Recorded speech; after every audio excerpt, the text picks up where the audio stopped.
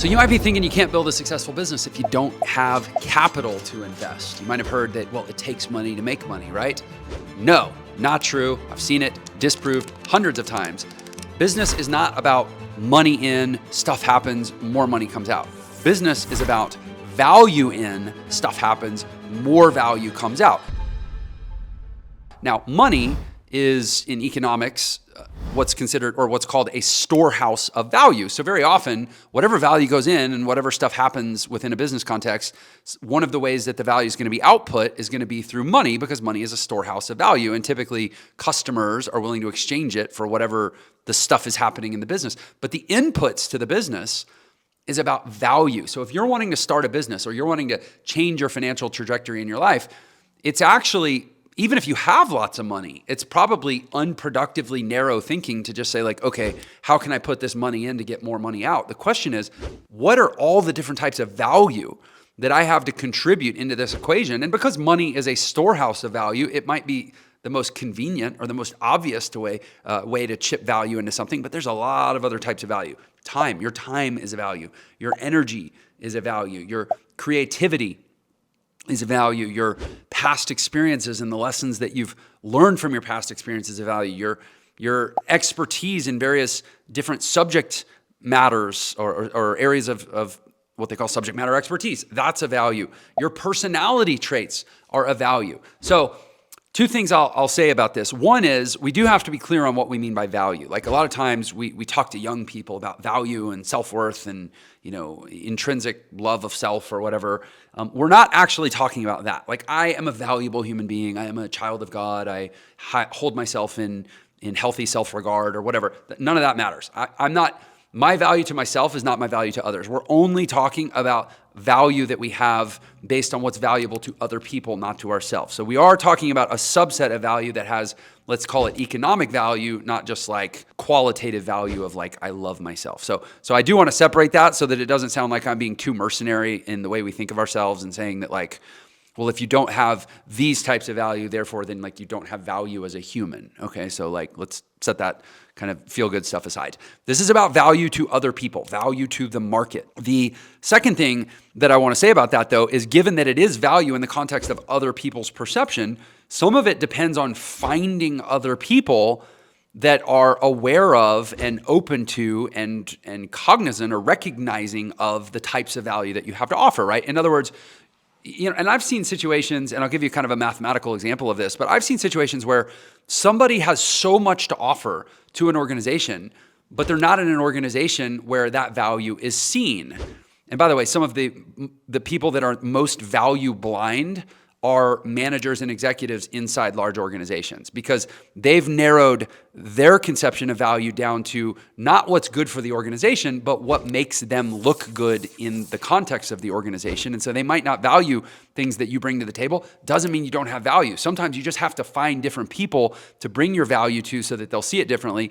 And as a hint on this, usually the owner of the business, if we're talking about a business context, the owner of any business is the person who's most value aware in terms of everything that's important to the business, rather than somebody who's just operating within the business who's only thinking about maybe their own career trajectory. Now, ideally you're in an organizational culture where that's not how people are, but let's be honest, people are people and they tend to be disappointing sometimes. So figuring out what value you have to bring to the market and how to find either other business leaders or other people that are the gatekeepers of some type of opportunity, or maybe just prospects or customers or the market as a whole, that what it values, but really being able to self-assess of all the different dimensions of value that I could possibly have to offer and what someone or someones in the world will actually value, and then trying to match those things up. That is how you create economic opportunity.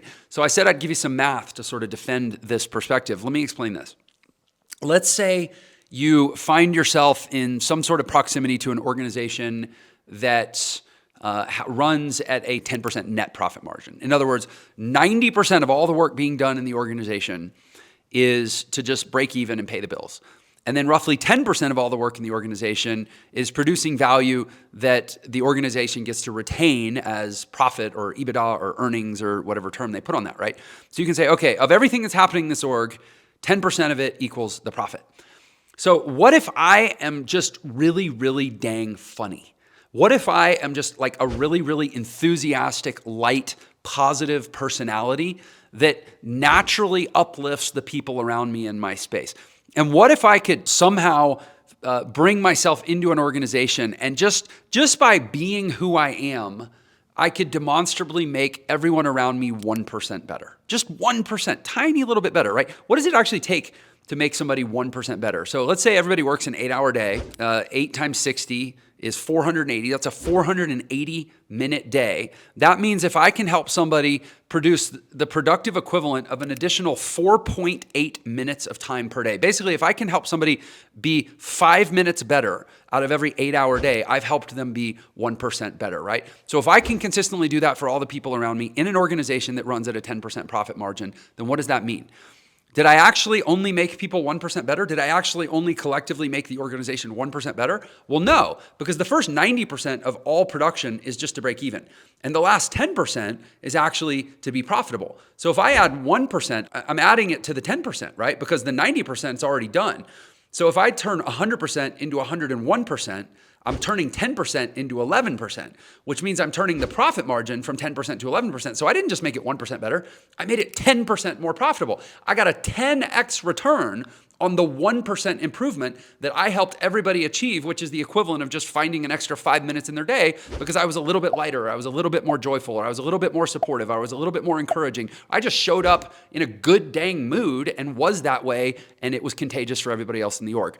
Well, if I'm the business owner, I'm seeing this person who's kind of making everybody just a little bit better, but functionally, I'm getting 10% more profit out of the entirety of the business because of one person showing up a little bit differently. And this is why Mark Cuban says, he's like, all these young people are so despairing. Like, I don't have money. I don't know how to create value. I don't know how to start a business. You have no idea how valuable it is to a business owner to just have somebody in their organization who's enthusiastic for a change. There are so many ways to create value, and there's an exponential return on incremental creation of value because everything that happens is already on top of the base of what it takes just to get by.